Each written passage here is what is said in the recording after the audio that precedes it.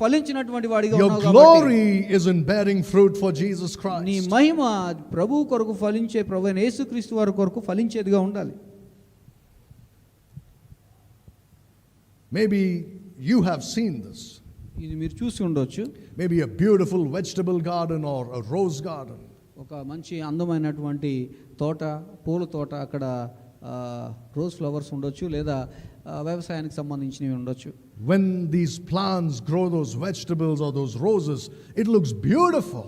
కూరగాయలు కానీ లేకపోతే ఫ్లవర్స్ కానీ అవి వాటిని మనం చూసినప్పుడు చాలా అందంగా కనబడతాయి. But when there is no fruit, ఒకవేళ వాటిలో ఏ విధమైన ఫలింపు లేకపోతే it looks ugly.